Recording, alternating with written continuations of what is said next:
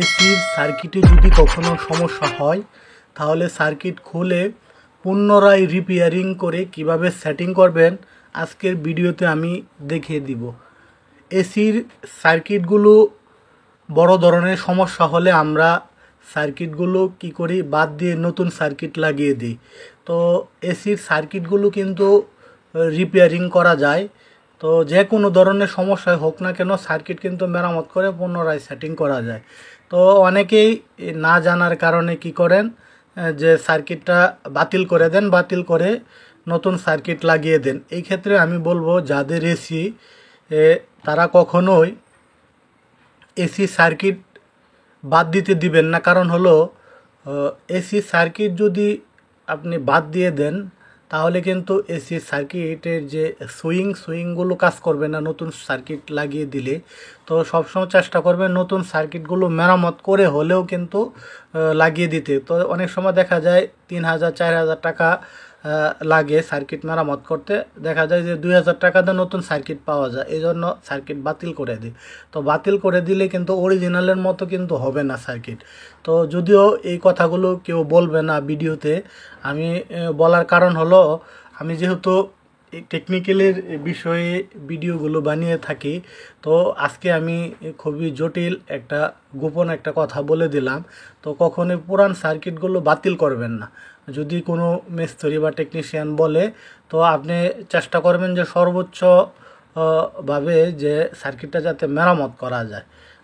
টাকা বেশি গেলেও সার্কিটটা মেরামত করবেন। তো দেখতেই পাচ্ছেন যে সার্কিটটা এসি যে সামনের অংশতে দাঁড়িয়ে দেখতে পাবেন ডান পাশে, হাতের ডান পাশে যে অংশটুকু, এখানে হলো মূলত সার্কিট বসানো হয়। তো সার্কিটগুলো আমি যে সার্কিটটা দেখতে পাচ্ছেন এটা 1.5 টনের সার্কিট, 1.5 টন এসির সার্কিট। এটা নষ্ট ছিল, তো আমি রিপেয়ারিং করে এনেছি। তো আমি এখন সেটিং করতেছি। তো দেখেন কোনো কিন্তু জটিল কোনো বিষয় না।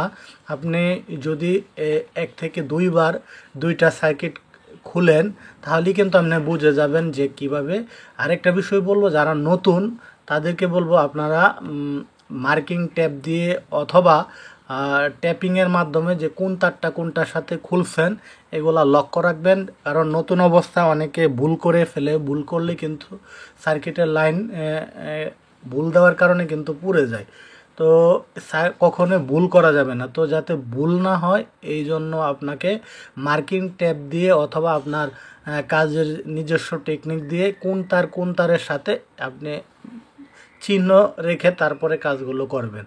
তো এই ধরনের সার্কিটগুলো কিন্তু মেরামত যদি করেন তো করে কিন্তু পুনরায় সেটিং করা কিন্তু খুবই সহজ এবং খোলাও কিন্তু খুবই সহজ। তো অনেকেই দেখা গেল যে নতুন কাজ জানেন কিন্তু সার্কিটের কাজগুলো দেখলে মানে এলোমেলো লাগিয়ে দেন, মাথা গুলিয়ে ফেলেন।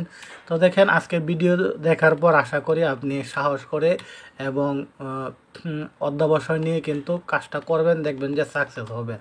তো দেখেন আমি কিন্তু সার্কিটটা আমার মোটামুটি সেটিং হয়ে গেছে। তো দেখতে পাচ্ছেন যে সার্কিটটা বসানোর পরে যে সেন্সরটা দেখতে পাচ্ছেন এটা হলো আমরা আইসের যে জায়গায় আইস জমে এটার সাথে বসিয়ে দিব। এটার কাজটা হলো যখন আমাদের এসি রুম মানে সঠিক যে টেম্পারেচারটা যখন হবে অটোমেটিক এটা অফ করে দিবে সার্কিটটাকে।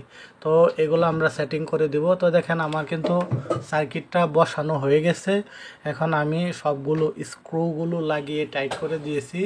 এখন আমার যে বাহিরের যে স্ক্রুগুলো এগুলো আমি টাইট করে দিব। টাইট করে তারপরে দেন আমি আমার যে কাভার বসিয়ে দিব। তো এইভাবেই কিন্তু খুব সহজে আপনি একটি সার্কিট রিপেয়ারিং সার্কিট কিন্তু সেটিং করতে পারবেন। তো দেখেন প্রত্যেকটা পার্ট লাগিয়ে দিবেন জাস্ট, তাহলে হয়ে যাবে। তো এখন দেখতে পাচ্ছেন এটা হলো উপরের কাভারটা। তো কাভারটা আমরা বসিয়ে দিব। তো বসিয়ে উপরে 2টা লক আছে, লকটাতে বসিয়ে জাস্ট নিচে বসিয়ে দিব। তো বসিয়ে দিয়ে তারপর কিন্তু আমরা আমাদের যে কয়টা কাভারের যে কয়টা নাট আছে নাটগুলো আমরা টাইট করে দিব। তো দেখেন খুবই সহজ এসি সার্কিটগুলো সেটিং করা। তো আশা করি যারা পূর্বে জানা ছিল না, আজকের ভিডিওর পর থেকে আপনি এই ধরনের কাজগুলো করতে পারবেন। তো এখন আমার এসিটা আমার যেহেতু সেটিং হয়ে গেছে, আমি অন করে দেখব। তো রিমোটে অন করে দিলাম, দেখতে পাচ্ছেন এসিতে আমার সার্কিটের যে বাতি, সবুজ বাতি জ্বলে উঠছে। আর এটা হলো আমার এসির যে ফিল্টার। তো এই ফিল্টারগুলোকে এসির ফুসফুস বলা হয়, কারণ এই ফিল্টারগুলো নিয়মিত পরিষ্কার করে রাখবেন যাদের এসি আছে। তো এই ফিল্টারের কারণেই কিন্তু আমাদের এসি ঠান্ডা কম হয়, বিভিন্ন সমস্যা হয়। তো নিয়মিত ফিল্টারগুলো পরিষ্কার করে রাখবেন। তো দেখতে পাচ্ছেন আমার ইনডোর কিন্তু মানে চলতেছে।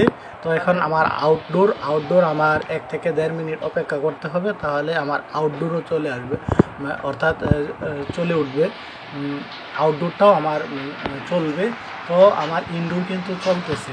তো আমার ঠান্ডাটা দেখার জন্য বেশ কিছুক্ষণ অপেক্ষা করতে হবে, 10-15 মিনিট অপেক্ষা করতে হবে। তো আমি ফিল্টার বসিয়ে দিয়েছি। তো ফিল্টার বসিয়ে তারপর আমি যে আমার নিচের যে নাটগুলো, কাভারের যে নাটগুলো, সার্কিটের নাটগুলো সব কিছু আমরা বসিয়ে দিব। তো দেখতে পাচ্ছেন আমার কিন্তু বসানো হয়ে গেছে। আপনারা যারা এই বিষয়ে জানতে চান তারা আমার সৃজনশীল বৈদ্যুতিক কাজ চ্যানেলে সাবস্ক্রাইব করবেন। যারা পূর্বে করেছেন তাদেরকে অসংখ্য ধন্যবাদ, যারা করেননি তারা আমার চ্যানেলটি সাবস্ক্রাইব করে রাখেন।